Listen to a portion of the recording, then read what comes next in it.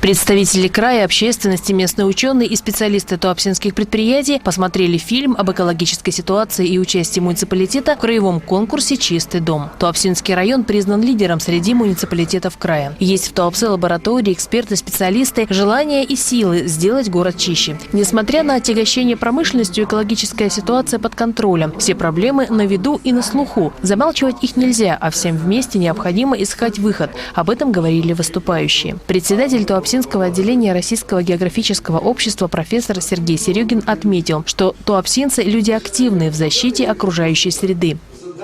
Задачи по экологии нашего района решаются уже не 1 десяток лет, и они решаются в позитивном плане. То, что у нас сейчас ситуация более-менее благоприятная, это дело не последних 5 лет и не последних 10 лет. Оно все раньше началось. Цель конференции, говорили участники, привлечение внимания общественности к проблемам Черного моря, поиск новых форм и путей их решения. Останавливаться на достигнутом не надо, решение – собираться чаще. Те, кто живет в Туапсе на берегу Черного моря, должны беречь природу и приумножать ее богатство.